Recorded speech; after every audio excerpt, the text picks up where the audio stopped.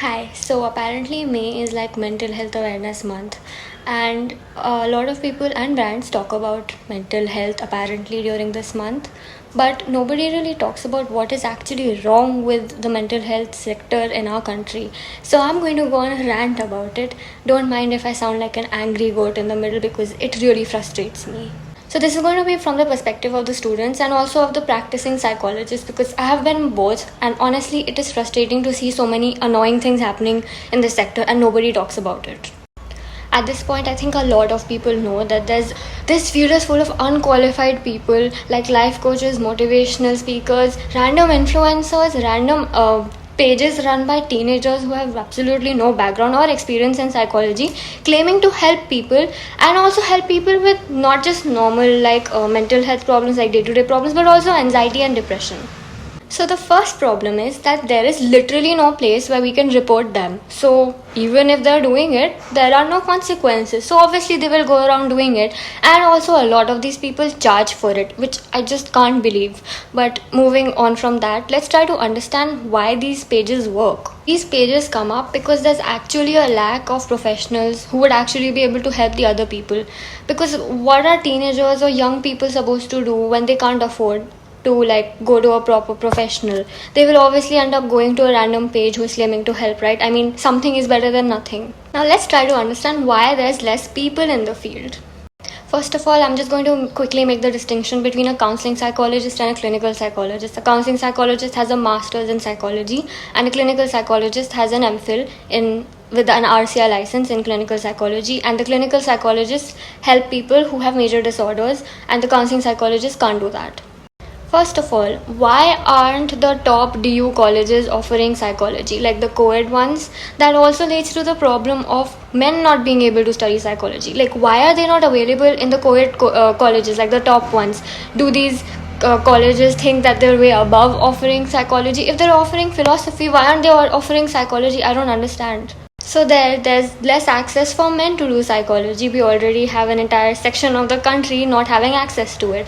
Secondly, when we do psychology and if we have to do an MPhil, the seats that are available for MPhil are 285 in total in the whole year. Can you imagine 285 seats for the MPhil program in general, like overall?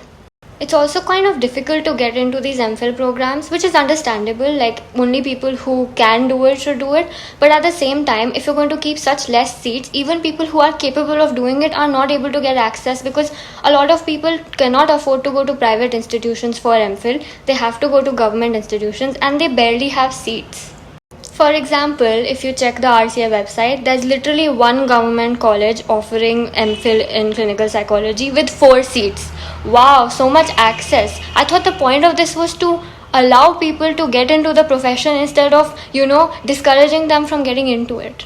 Also, we have to pay for the internships. So again, we are not providing access to the students who might not be able to afford these internships, which are, by the way, really, really expensive. Like, they cost more than 10 grand sometimes for a month. And how are these people charging so much for internships? Like, why is no one stopping them? We're doing the work and they're not doing anything, and yet we are paying for it.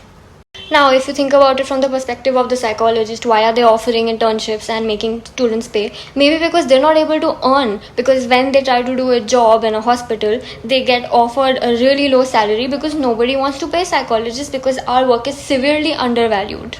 I recently saw a post for a clinical psychologist in some government organization, and they were willing to pay 15 grand to a clinical psychologist with a license after that person has studied for 7 years. Like, what are you expecting from people here? I don't understand. Like, are you trying to discourage people from becoming psychologists? Because that's what it feels like.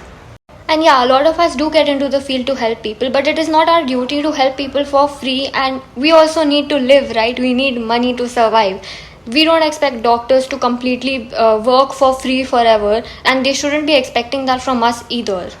Also, there is no actual government body for counseling psychologists or any other kind of psychologists other than clinical psychologists. And the one that is there, which is RCI, it doesn't really do much if you go and report it to them that people are practicing without a license. And also, there is apparently a new body coming up for counseling psychologists, but who knows when that will be implemented and how good it's going to be, because the RCI thing is not really doing much.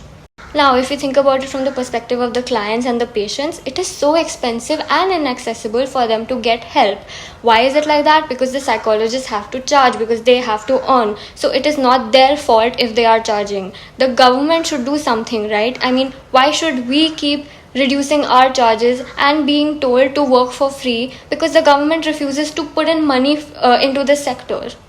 Why is the government not putting in any money into this sector? Like, do they not think that it's necessary or worth it or important? According to this random article that I read, which I don't know how true it is, but it feels true, you can verify this information. The government puts in as much as like 33 paisa per mental health patient. Can you imagine? That's the only amount they put in per patient. How are people supposed to get help?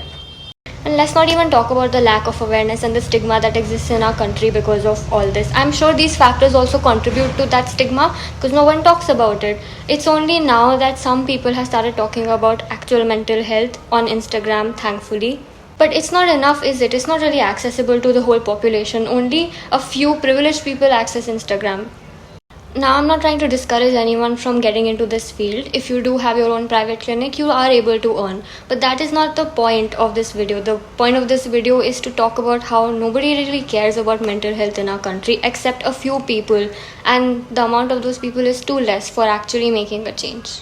And yeah, there's a lot of campaigns going on where people talk about stress prevention and all that. Yeah, it helps, but at the same time, we need to do more. We need to change the laws of this country related to mental health. We need laws.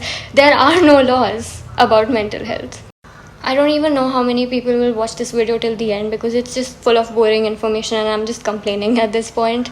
But I really hope there's someone useful who watches this video and tries to do something about it, because private individuals, private psychologists can't really do anything beyond a certain point. We can just make people aware about all of these problems.